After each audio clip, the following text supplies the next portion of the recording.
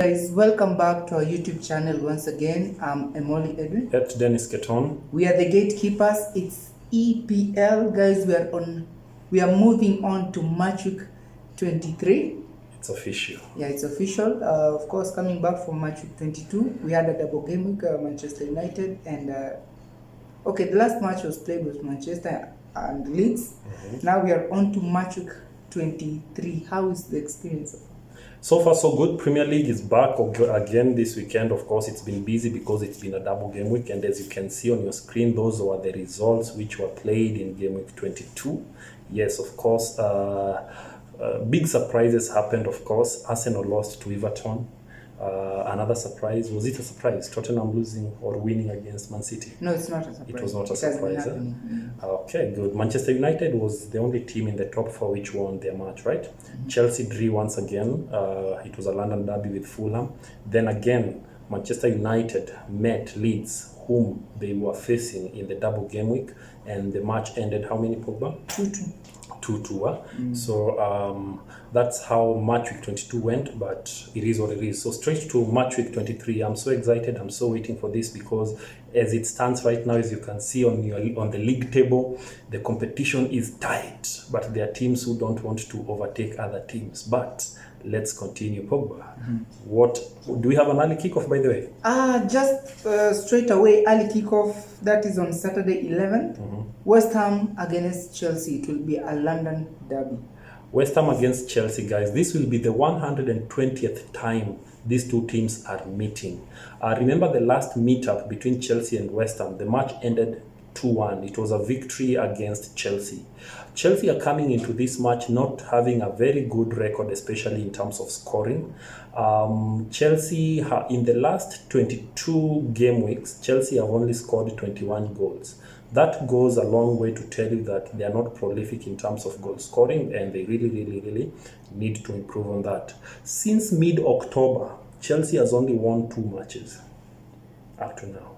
Only 2 Premier League matches out of the 12 that they have played against. That means that there has been a lot of draws and some losses there.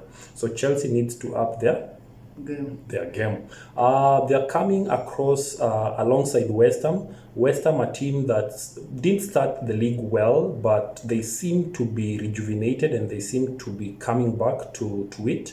The last match which they played, West Ham, how did they fare? Did they win? They won. They won, yeah? So West Ham winning their last match. Oh yeah, I remember that their new signing, Lucas Paqueta, is the one who scored the only goal or the winning goal, yeah? Yeah, of course. Good. So Chelsea, they drew alongside all the new signings which they have made this season. So Chelsea needs to work extremely hard. Potter needs now to have no excuses. He needs to arrange his team in a manner which is favorable. So Enzo Fernandez displayed a very good game in the center at the midfield. So let's hope that the same will be upheld this time round. In terms of injuries for Chelsea, still Kante is out. Kovacic returned back to training, but not yet confirmed officially whether he will play. But it is what it is. Good news, of course, the loanee from Atletico Madrid, João Felix, is fit and is ready to start after clearing his red card ban. It's officially back. So brace up for Modric, João Felix, Mount. Zakaria also is a doubt, but maybe he will be cleared fit pending training today. So let's see how it goes. But Kai Havertz better put us on the scoreline. So Pogba, this game is a very emotional game to me personally as a Chelsea fan, and I would really wish Chelsea starts on a high note. I know it's an early kickoff, it comes with its fair share of curse, but Chelsea needs to break this, and because they have the potential to do it. So for me, this one, I'll be straight up. I'm giving Chelsea an advantage to win again by 2-1. 2-1. Well, according to the stats that Chelsea have, it's not good. So just to be fair on this one, maybe we're gonna experience another 0-0 draw, just to be fair, because the stats that Chelsea have so far, they're not convincing. So coming into this match, I'll go with the home team. I'm giving them an upper advantage, but I'm seeing a 0-0 draw. Danny Ings might start, by the way. I remember we expected him to start in the last match. He didn't, maybe because of fitness and everything. But I'm seeing a combination, of course, at the front of course, Danny Ings and Antonio. I don't know, and Jared Bowen, who is on fire. So, how do you think about that combo? Well, okay, allow me to change this one. I can see, okay, like I said, I started with giving the home team advantage, but they both have good defenses, so it might end up in a 0-0 draw. Arsenal against Brentford, another London derby. Well, this one, Arsenal will be at home, coming back from being beaten 1-0 by Everton, a team which the new coach was making a debut, which is always a curse to the team playing against them. Now, Arsenal will be coming back at home playing against Brentford. This one, I don't think there'll be any more surprises, but Arsenal, please don't come to this game with pressure, because Brentford is a team, we know what they do. Actually, they beat Manchester United by 4-0 in the start of the season. So with this one, I still have a feeling there might be a surprise, but I'll go with Arsenal to win 2-1. 2-1, huh? Guys, in the last 3 matches which these two teams have met, Arsenal have won 2, Brentford have won just once. In the last match, in game week 22, as Pogba just told you, Arsenal lost to Everton by a solitary goal. On the other side, Brentford won 3-0 against Southampton. So clearly, this is a game whereby Brentford are coming heads high and knowing. Mind you, Tony didn't score in the last game. Pogba is a big fan of Tony, and he will tell you what he expects him to do tomorrow. But telling you that, I'm telling you confidently here, Arsenal were bruised, and Arteta has an opportunity to bounce back, bearing in mind that it's a fixture which is never easy because it's a derby, but looking at it statistically, it seems like Arsenal have an upper hand. The last match in the first leg which they played, Arsenal won by 3-0. We all remember that. So let's see if they're going to recover the same fate and do that. So having said that, I feel like, by the good news to Arsenal fans, Jesus is back in training, but of course it will be progressively. It would be immediate for him to come back. Meanwhile, Nketiah is doing a very impressive job. Now the question is, Pogba, to you. Do you think it's time for Arteta to start Trossard ahead of Martinelli? Yeah, because Martinelli right now is out of form. It's just 2 games which he's been out of form. Yeah, I think it's time for Trossard to shine. For me, I think let Martinelli Saka combi continue. Trossard is okay from the bench because he's a game changer and he does whatever he does, but it is what it is. So this game, straight up to you guys, without boring you with much, give it to Arsenal to win by 3-1. Crystal Palace against Brighton. This one straight, I'm going with Brighton to win this game with a clean sheet.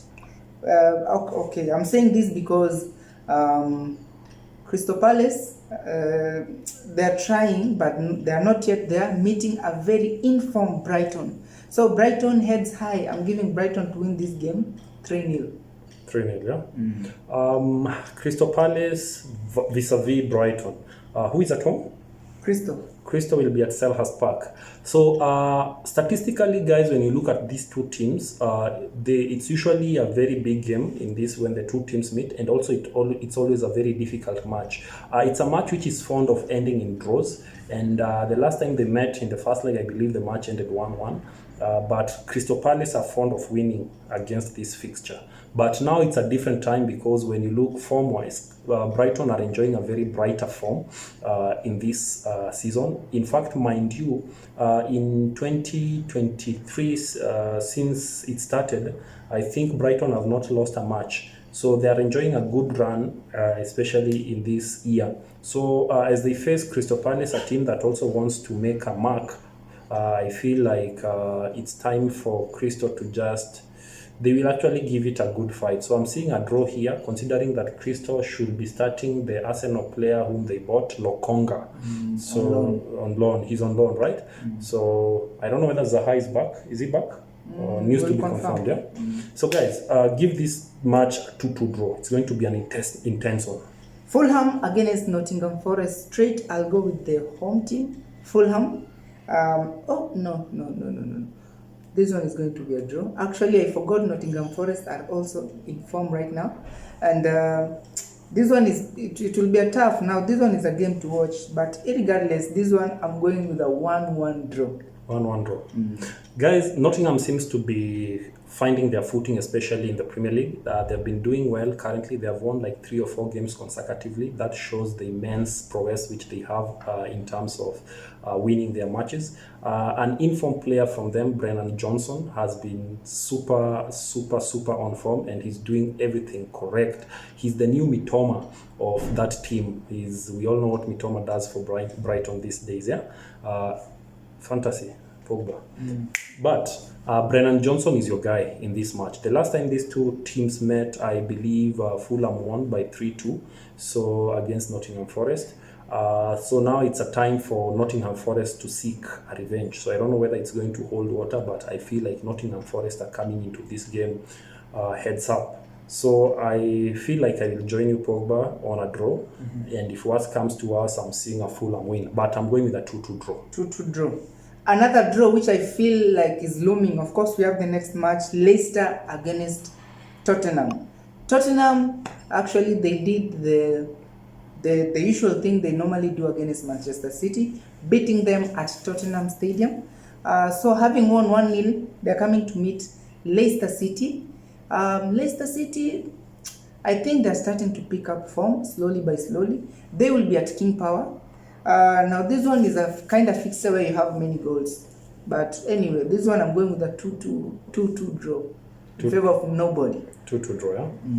Guys, this is a very impressive fixture to watch, remembering how it always fares up. So whenever the two teams meet, Leicester and Tottenham, expect fireworks. In the first leg, remember at Tottenham Hotspur Stadium, when the two teams met, we were served with an 8 goals galore, if we all remember. Tottenham won by 6 goals to 2, and we were like, wow, this is happening. Yes, it did happen. So as they are coming to face each other in match week 22, we all remember what Leicester did to Aston Villa. Aston Villa lost 2-4 to Leicester.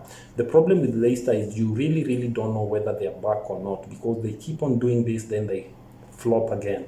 But now they have a chance to redeem themselves again, to continue with that form of winning streak. So the question is, can they do it against a team whom are coming heads high after winning against the current Premier League champions? That's the question which we have to ask ourselves. But if you ask me, I feel like Tottenham under Conte, they are still coming to this game with motivated, and they're coming to win this.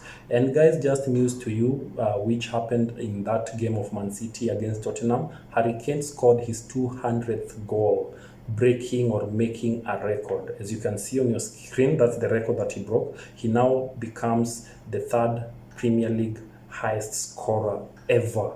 So that means that 2 people are actually ahead of him. Who are those 2 people? On your screen you can see definitely it's Wayne Rooney with 208 goals, and of course Alan Shearer with 200, and yes, you can read it there. So congratulations, Harry Kane. So I feel like he's going to continue with his scoring streak in this match. So give this match a 4-1 win for Tottenham.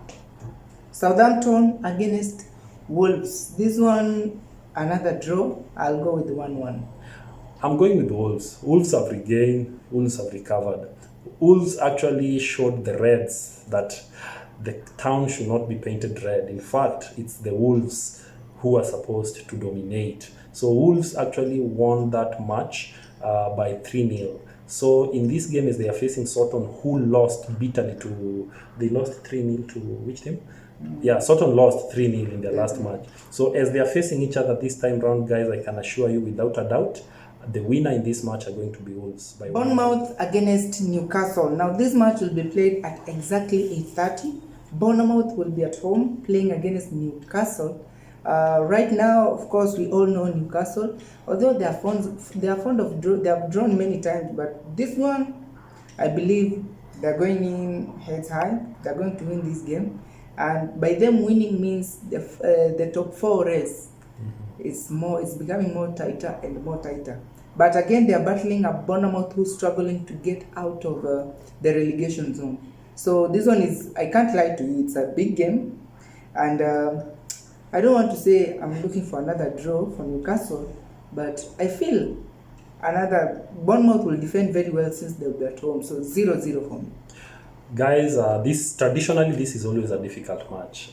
Taking you back to the first leg, this game ended, was it 1-1? Yeah, it was a draw, guys. So that goes a long way to tell you that that result actually is favoring Newcastle because they're the kings of draws right now. But telling you how the pressure of top four is right now, and of course the Magpies right now also have it in their head that they want to compete for top four. I'm not seeing them actually drawing in this match. This is a must win for them. They will have to bring their A game in this and make sure that Wilson and Almiron and everybody who's responsible for scoring should be able to score. Is your favorite boy back, Isaac? Yeah, he's back. So they better make sure they win this game. For me, it's like a must win for them. So give it to Newcastle to win by 3-0. A clean sheet for them. Leeds against Manchester United. This will be at exactly Sunday. Big game this is, especially after what we saw over the weekday when the two teams met in the double game week. The match ended in 2-2. It was a match which was well played, and both teams showed the hunger and the energy to do that. Gronto started by scoring for Leeds in the first minute, right? Then, of course, Somerville had an assist for an own goal to Verana, who scored an own goal. Then, of course, on the other side, the usual suspect, who is, of course, Marcus, and who? The new boy who came from the bench?